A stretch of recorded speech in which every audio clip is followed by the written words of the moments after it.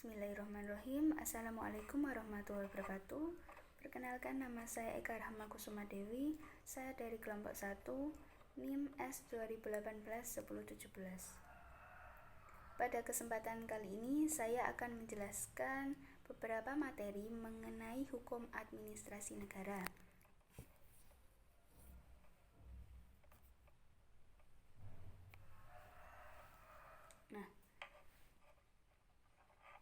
Di berbagai negara sendiri, hukum administrasi negara ini memiliki berbagai istilah, yang mana di negara Belanda, hukum administrasi negara ini dikenal dengan istilah administrative rights atau Bestuurrecht.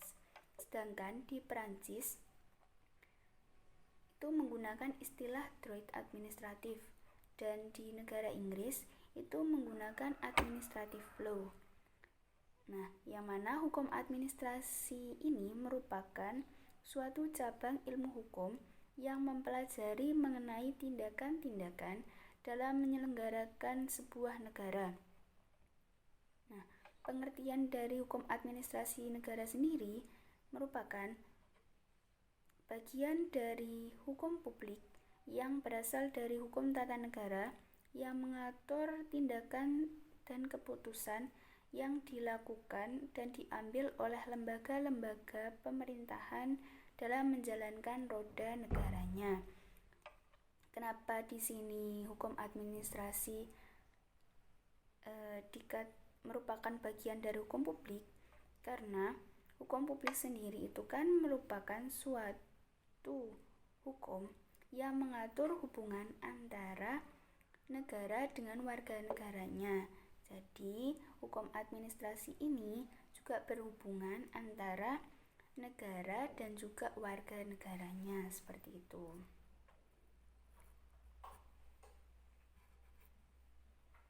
Yang berikutnya ialah tujuan hukum administrasi negara. Di dalam slide ini terdapat dua tujuan. Yang pertama ialah memberikan batasan dan kewenangan terhadap pejabat administrasi negara. Dan yang kedua, memberikan perlindungan terhadap rakyat atau badan hukum perdata dan tindakan sewenang-wenang dari pejabat administrasi negara. Karena ini hubungannya antara negara dan juga warga negaranya, maka tujuan dari hukum administrasi negara sendiri ialah terkait dengan kedua hubungan tersebut antara negara dan juga warga negaranya.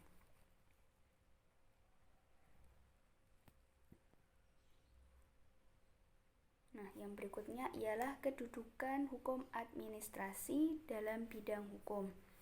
Yang pertama ialah untuk memberikan pengetahuan bagi administrasi negara agar mengetahui batas-batas dan hakikat kekuasaannya, tujuan, sifat dari kewajiban-kewajiban dan bentuk-bentuk sanksi pelanggaran hukum. Yang kedua ialah perangkat norma-norma yang dapat digunakan untuk melindungi kepentingan serta hak-hak masyarakat. Merupakan bagian dari hukum publik karena berisi peraturan-peraturan yang bersifat umum. Merupakan salah satu cabang hukum yang khusus. Yang ini kan di dalam kedudukannya ini terdapat penjelasan yang mana mengarah pada merupakan bagian dari hukum publik karena berisi peraturan yang bersifat umum. Hukum publik sendiri kan yang seperti saya jelaskan di awal tadi merupakan hukum yang mengatur hubungan antara negara dan juga warga negaranya. Jadi hal tersebut merupakan mestinya berisi suatu peraturan yang sifatnya itu umum, seperti itu.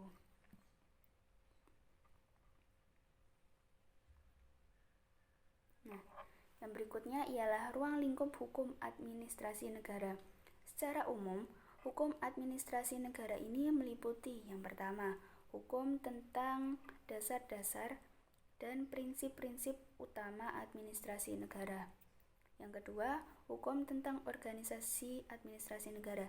Jadi, di dalam ruang lingkup hukum administrasi negara ini bukan hanya ada sekedar kayak dasar-dasar dan prinsip-prinsip. Jadi terdapat juga organisasi yang mengenai hukum atau administrasi negara itu sendiri. Merupakan hukum tentang aktivitas-aktivitas administrasi negara yang bersifat yuridis. Mengapa aktivitas tersebut dikatakan bersifat yuridis? Karena menggambarkan suatu peraturan yang dibentuk untuk mengatasi suatu permasalahan hukum atau mengisi kekosongan hukum dengan mempertimbangkan suatu aturan yang telah ada. Nah, aturan tersebut itu akan diubah atau akan dicabut guna menjamin kepastian hukum dan rasa keadilan masyarakat. Jadi, ketika masyarakat tersebut dirasa tidak pas atau kurang cocok dengan aktivitas-aktivitas administrasinya yang ada, maka hal tersebut dapat diubah atau dicabut guna menjamin kepastian hukum dan rasa keadilan masyarakat. Nah, yang berikutnya ialah hukum tentang sarana-sarana administrasi negara. Yang mana sarana-sarana tersebut kan pastinya untuk menunjang suatu negara dan juga warga negaranya dalam melaksanakan hukum administrasi negara. Nah, yang berikutnya hukum administrasi pemerintahan daerah dan wilayah, yang mana terdapat juga hukum administrasi kepegawaian, hukum administrasi keuangan, hukum administrasi material, hukum administrasi perusahaan negara, hukum tentang peradilan administrasi negara.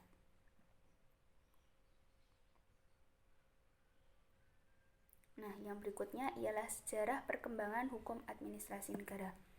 Sejak abad pertengahan, pada abad ke-4 sampai ke-15 Masehi, kebanyakan negara itu berbentuk sistem monarki absolut, yang mana sistem monarki absolut tersebut itu merupakan suatu negara yang berada di Eropa, yang mana sistem tersebut seluruh pemerintahannya atau kekuasaannya itu berada di tangan raja.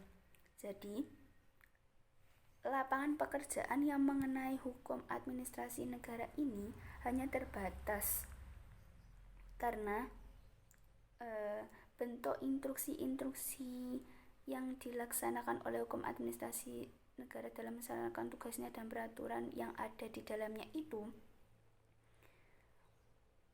terdapat kekuasaan atau pemerintahan yang dilakukan oleh raja saja. Lalu setelah ada ahli hukum yang mengemukakan pendapatnya yang bernama Montesquieu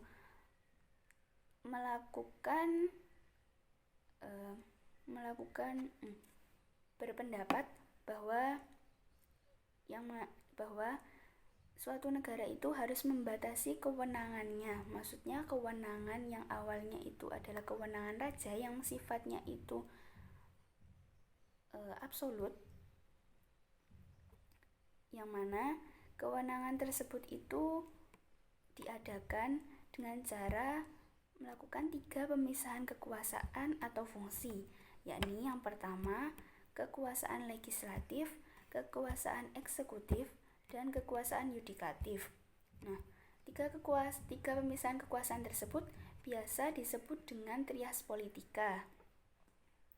Lalu lambat laun akhirnya hukum administrasi negara ini dapat berkembang dengan pesat karena dengan adanya tugas dalam penyelenggaraan kesejahteraan atau kepentingan umum yang meliputi segala yang ada dalam kemasyarakatan.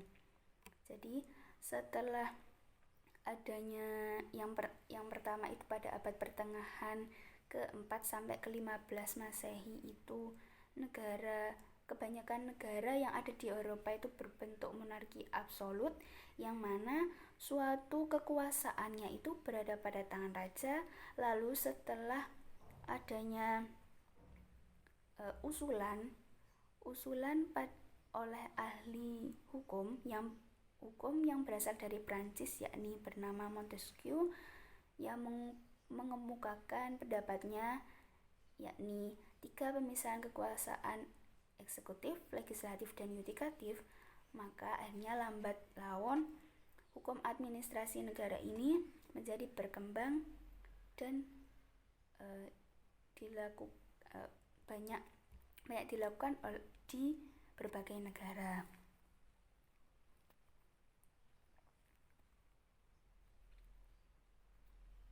Nah, yang berikutnya ialah perbedaan hukum administrasi negara dengan ilmu administrasi negara. Nah, hukum administrasi negara sendiri merupakan suatu peraturan-peraturan tertentu yang menjadi sebab dari fungsi negara serta berisi peraturan yang mengatur hubungan antara warga negara dengan pemerintahannya. Seperti yang di awal tadi pengertiannya, nah itu merupakan hukum administrasi negara.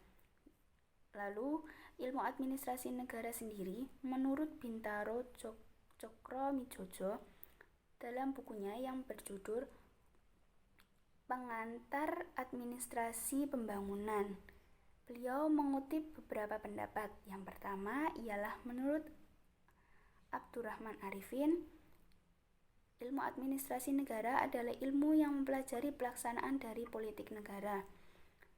Menurut Dimok dan Koenig, ilmu administrasi negara adalah ilmu yang mempelajari kegiatan pemerintah dalam melaksanakan kekuasaan politiknya.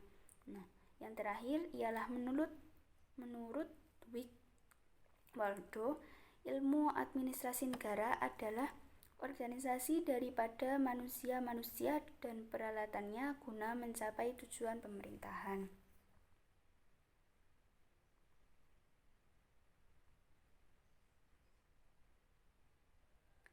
Sekian presentasi dari saya. Apabila ada salah-salah kata atau dari penyampaian saya yang kurang tepat, saya mohon maaf. Billahi taufiq wal hidayah. Wassalamualaikum warahmatullahi wabarakatuh.